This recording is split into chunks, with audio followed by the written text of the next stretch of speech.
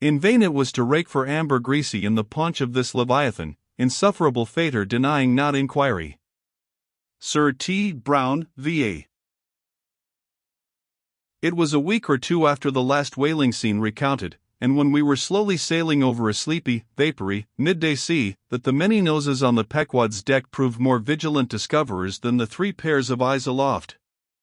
A peculiar and not very pleasant smell was smelt in the sea. "I will bet something now," said Stubb, "that somewhere hereabouts are some of those drugged whales we tickled the other day. I thought they would keel up before long." Presently, the vapors in advance slid aside, and there in the distance lay a ship, whose furled sails betokened that some sort of whale must be alongside. As we glided nearer, the stranger showed French colors from his peak, and by the eddying cloud of vulture seafowl that circled, and hovered, and swooped around him, it was plain that the whale alongside must be what the fishermen call a blasted whale, that is, a whale that has died unmolested on the sea, and so floated an unappropriated corpse. It may well be conceived what an unsavory odor such a mass must exhale, worse than an Assyrian city in the plague, when the living are incompetent to bury the departed. So intolerable indeed is it regarded by some, that no cupidity could persuade them to moor alongside of it. Yet are there those who will still do it, notwithstanding the fact that the oil obtained from such subjects is of a very inferior quality, and by no means of the nature of attar of rose. Coming still nearer with the expiring breeze, we saw that the Frenchman had a second whale alongside, and this second whale seemed even more of a nosegay than the first.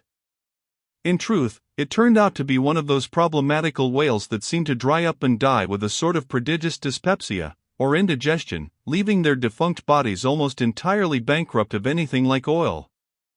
Nevertheless, in the proper place we shall see that no knowing fisherman will ever turn up his nose at such a whale as this, however much he may shun blasted whales in general.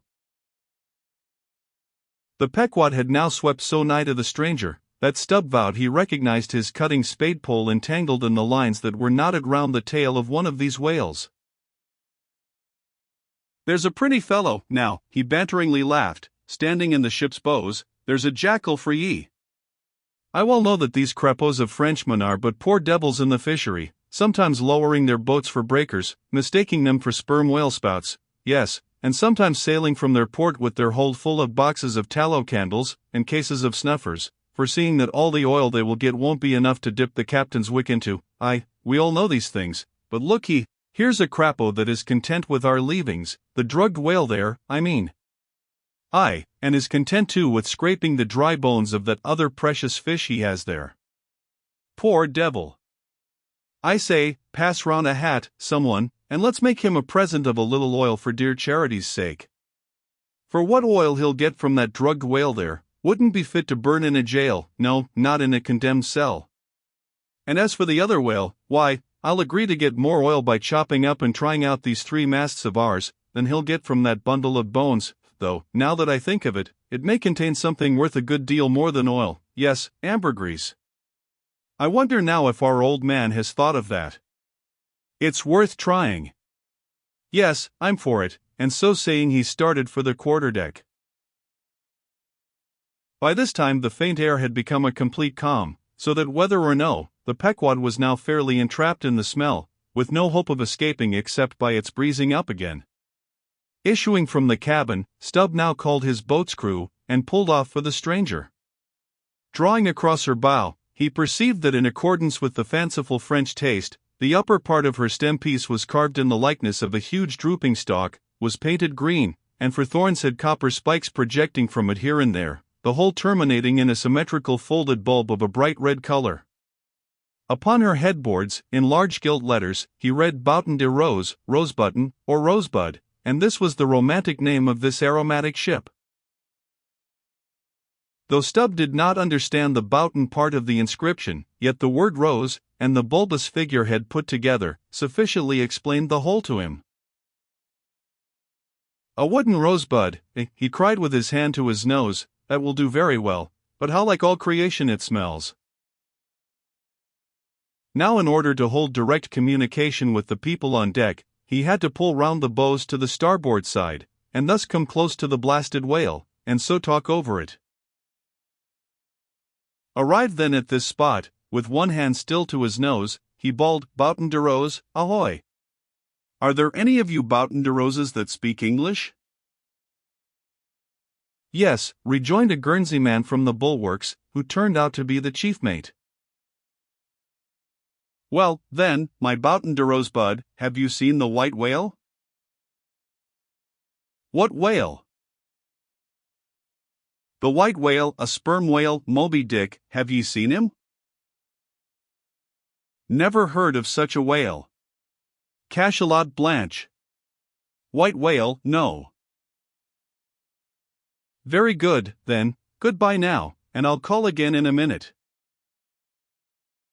Then rapidly pulling back towards the Pequod, and seeing Ahab leaning over the quarterdeck rail awaiting his report, he molded his two hands into a trumpet and shouted, "No, sir! No!" Upon which Ahab retired, and Stubb returned to the Frenchman. He now perceived that the Guernsey man, who had just got into the chains, and was using a cutting spade, had slung his nose in a sort of bag. "What's the matter with your nose, there?" said Stubb. "Broke it?" "I wish it was broken, or that I didn't have any nose at all," answered the Guernsey man, who did not seem to relish the job he was at very much. "But what are you holding yours for?" "Oh, nothing. It's a wax nose, I have to hold it on. Fine day, ain't it? Rather gardeny, I should say. Throw us a bunch of posies, will ye, Bouten de Rose?" "What in the devil's name do you want here?" roared the Guernsey man, flying into a sudden passion. "Oh! Keep cool, cool? Yes, that's the word. Why don't you pack those whales in ice while you're working at M? But joking aside, though, do you know, Rosebud, that it's all nonsense trying to get any oil out of such whales? As for that dried-up one, there, he hasn't a gill in his whole carcass." "I know that well enough, but, D.C., the captain here won't believe it. This is his first voyage. He was a cologne manufacturer before. But come aboard, and mayhap he'll believe you, if he won't me, and so I'll get out of this dirty scrape." "Anything to oblige ye, my sweet and pleasant fellow," rejoined Stubb, and with that he soon mounted to the deck. There a queer scene presented itself. The sailors, in tasseled caps of red worsted, were getting the heavy tackles in readiness for the whales. But they worked rather slow and talked very fast, and seemed in anything but a good humor. All their noses upwardly projected from their faces like so many jib-booms.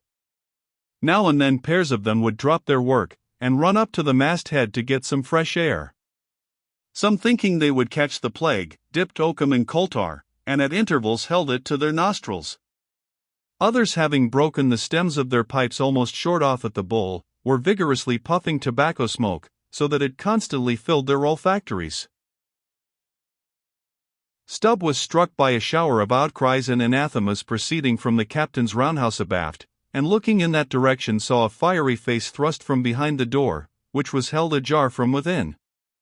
This was the tormented surgeon, who, after in vain remonstrating against the proceedings of the day, had betaken himself to the captain's roundhouse cabinet he called it, to avoid the pest, but still could not help yelling out his entreaties and indignations at times. Marking all this, Stubb argued well for his scheme, and turning to the Guernsey man had a little chat with him, during which the stranger mate expressed his detestation of his captain as a conceited ignoramus, who had brought them all into so unsavory and unprofitable a pickle. Sounding him carefully, Stubb further perceived that the Guernsey man had not the slightest suspicion concerning the ambergris. He therefore held his peace on that head, but otherwise was quite frank and confidential with him, so that the two quickly concocted a little plan for both circumventing and satirizing the captain, without his at all dreaming of distrusting their sincerity. According to this little plan of theirs, the Guernsey man, under cover of an interpreter's office, was to tell the captain what he pleased, but as coming from Stubb, and as for Stubb, he was to utter any nonsense that should come uppermost in him during the interview. By this time their destined victim appeared from his cabin. He was a small and dark, but rather delicate-looking man for a sea captain, with large whiskers and mustache, however, and wore a red cotton velvet vest with watch seals at his side. To this gentleman, Stubb was now politely introduced by the Guernsey man, who at once ostentatiously put on the aspect of interpreting between them. "What shall I say to him first?" said he. "Why," said Stubb, eyeing the velvet vest and the watch and seals, "you may as well begin by telling him that he looks a sort of babyish to me, though I don't pretend to be a judge." "He says, monsieur," said the Guernsey man, in French, turning to his captain, "that only yesterday his ship spoke a vessel, whose captain and chief mate, with 6 sailors, had all died of a fever caught from a blasted whale they had brought alongside." Upon this the captain started, and eagerly desired to know more. "What now?" said the Guernsey man to Stubb. "Why, since he takes it so easy, tell him that now I have eyed him carefully, I'm quite certain that he's no more fit to command a whaleship than a St. Iago monkey. In fact, tell him from me he's a baboon. He vows and declares, monsieur, that the other whale, the dried one, is far more deadly than the blasted one. In fine, monsieur, he conjures us, as we value our lives, to cut loose from these fish." Instantly the captain ran forward, and in a loud voice commanded his crew to desist from hoisting the cutting tackles, and at once cast loose the cables and chains confining the whales to the ship. "What now?" said the Guernsey man, when the captain had returned to them. "Why, let me see, yes, you may as well tell him now that, in fact, tell him I've diddled him, and, aside to himself, perhaps somebody else. He says, monsieur, that he's very happy to have been of any service to us." Hearing this, the captain vowed that they were the grateful parties, meaning himself and mate, and concluded by inviting Stubb down into his cabin to drink a bottle of Bordeaux. "He wants you to take a glass of wine with him," said the interpreter. "Thank him heartily, but tell him it's against my principles to drink with the man I've diddled. In fact, tell him I must go. He says, monsieur, that his principles won't admit of his drinking, but that if monsieur wants to live another day to drink, then monsieur had best drop all 4 boats, and pull the ship away from these whales, for it's so calm they won't drift." By this time Stubb was over the side, and getting into his boat, hailed the Guernsey man to this effect, that having a long tow-line in his boat, he would do what he could to help them, by pulling out the lighter whale of the 2 from the ship's side. While the Frenchman's boats, then, were engaged in towing the ship one way, Stubb benevolently towed away at his whale the other way, ostentatiously slacking out a most unusually long tow-line. Presently a breeze sprang up. Stubb feigned to cast off from the whale, hoisting his boats. The Frenchman soon increased his distance, while the Pequod slid in between him and Stubb's whale. Whereupon Stubb quickly pulled to the floating body, and hailing the Pequod to give notice of his intentions, at once proceeded to reap the fruit of his unrighteous cunning. Seizing his sharp boat spade, he commenced an excavation in the body, a little behind the side fin.